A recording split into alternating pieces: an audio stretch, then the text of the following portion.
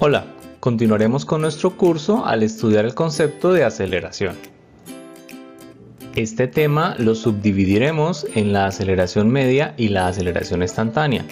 También veremos cómo se relacionan los conceptos de posición, velocidad y aceleración a manera de resumen mientras encontramos cómo relacionar gráficas que involucran estos conceptos. Anteriormente vimos cómo al definir el cambio de la posición en dos puntos sobre una trayectoria obteníamos un vector de desplazamiento. Al realizar el cociente entre este desplazamiento y el tiempo tomado en cambiar la posición entre los dos puntos obteníamos una nueva definición, la velocidad media, la cual estaba en dirección de la recta secante que corta a los puntos. También la definimos por componentes cartesianas, en donde teníamos cada componente vectorial de la velocidad media en un eje cartesiano. Finalmente, utilizando el concepto de límites, hicimos que el tiempo empleado fuera infinitesimalmente pequeño, y así obtuvimos la velocidad instantánea, pues esta es la definición de la derivada. En este límite la velocidad se encuentra en dirección de una recta tangente que pasa por el punto, así que se concluye el vector de velocidad instantánea es siempre tangente a la trayectoria. Una vez más, la definimos por componentes cartesianas en donde teníamos una componente vectorial de la velocidad instantánea en cada eje cartesiano.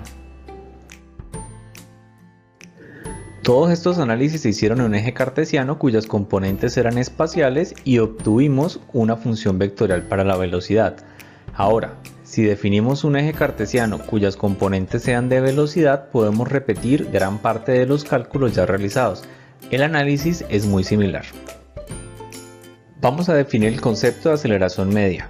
Comenzamos con definir dos instantes en el tiempo diferentes para la velocidad, v1 y v2.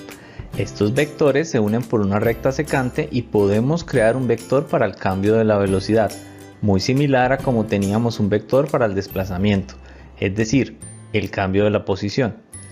Si realizamos el cociente entre este vector y el tiempo transcurrido entre los dos instantes, obtenemos la definición de la aceleración media o promedio entre los dos instantes de tiempo.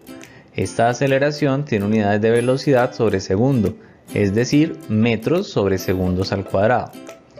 Este vector también tiene componentes en coordenadas cartesianas y cada componente junto con su vector unitario representa un vector en una única dirección cartesiana. Ahora calcularemos la aceleración instantánea. Esta se define como el límite cuando el intervalo de tiempo tiende a cero de la aceleración media. Esta aceleración cumple con la definición de derivada, por lo tanto la aceleración queda definida como la derivada de la velocidad instantánea con respecto al tiempo. Esta aceleración instantánea está en la dirección de la recta tangente que corta el punto de interés.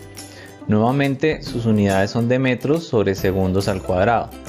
Podemos reescribir la aceleración instantánea en términos de sus componentes cartesianas. Cada componente junto con su vector unitario es un vector de aceleración en una dirección vectorial específica. Volvamos a nuestro eje cartesiano donde tenemos coordenadas espaciales. En este espacio, ¿cómo dibujamos nuestro vector de aceleración? Primero vamos a definir dos instantes del movimiento, cercanos entre ellos y cada uno con su vector de velocidad instantánea tangente a la trayectoria. Si inspeccionamos la ecuación de aceleración promedio, vemos que en el término del cambio de la velocidad se encuentra la dirección vectorial del vector aceleración. Si dibujamos los dos vectores, vemos que el vector de cambio de velocidad puede resultar muy pequeño para su visualización. En una escala apropiada podemos obtener dicho vector. Al graficarlo tenemos en cuenta que se debe realizar el cociente con el tiempo transcurrido entre los dos instantes de tiempo para obtener la aceleración media. Esta operación modula la magnitud del vector. El cambio de la velocidad genera la dirección vectorial, pero la operación de cociente genera el vector aceleración. Podemos utilizar este resultado para el concepto de aceleración instantánea. Este vector es consistente con el vector de aceleración media, pues recordemos, se obtiene al aplicar el límite cuando el cambio del tiempo tiende a cero de la aceleración media. En general, el vector de la aceleración tiende a apuntar hacia la dirección de la concavidad. Veremos posteriormente más detalles al respecto. Finalmente vamos a utilizar ejes cartesianos para representar un movimiento unidimensional en el eje X en función del tiempo. Lo hacemos en una dimensión por simplicidad. Esbozamos una gráfica para la posición de una partícula en un sistema coordenado a modo de ejemplo. Utilizando la definición de velocidad instantánea podríamos generar una gráfica de velocidad contratiempo. Como sabemos, la velocidad se define como la derivada de la posición con respecto al tiempo, es decir, geométricamente la pendiente en dicha gráfica es la velocidad. Utilizamos las pendientes de diversas rectas tangentes en la gráfica de posición y con ayuda de diversos puntos críticos podremos generar la gráfica deseada.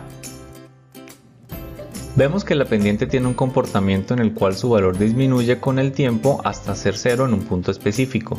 Luego observamos una disminución del valor de dichas pendientes hasta un punto de inflexión, es decir, la concavidad ha cambiado. Estos puntos son puntos mínimos o máximos en la gráfica de velocidad contratiempo. Podemos seguir la misma lógica para completar nuestro esbozo de una gráfica de velocidad contratiempo. No es exacta, pero describe muy bien la relación entre las gráficas de posición y velocidad. Con la ecuación para la aceleración instantánea y la gráfica de velocidad contratiempo obtendremos la gráfica de aceleración contratiempo. Ubicamos puntos similares donde la pendiente es cero y ocurren cambios de concavidad.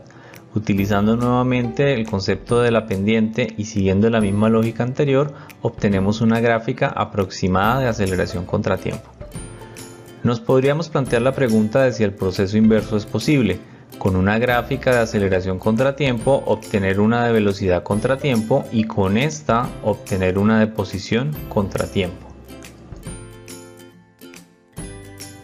La respuesta está en estas dos ecuaciones diferenciales, las cuales utilizamos para las gráficas. Se sale del alcance de nuestro curso, pero es interesante observar que con el tratamiento algebraico adecuado, estas dos ecuaciones se pueden escribir en forma integral, que es la operación inversa de la derivada y geométricamente representa el área bajo la curva de una función. Podemos concluir entonces que el cambio de la posición, el desplazamiento, es el área bajo la curva de la gráfica de la velocidad con respecto al tiempo. También que el cambio de la velocidad es igual al área bajo la curva de la gráfica de aceleración con respecto al tiempo. Podemos concluir que calculando la integral o conociendo el área bajo la curva de la gráfica de aceleración contratiempo más la velocidad inicial podemos obtener la velocidad. De manera similar, con el área bajo la curva de la gráfica de velocidad contratiempo más la posición inicial podemos obtener la posición.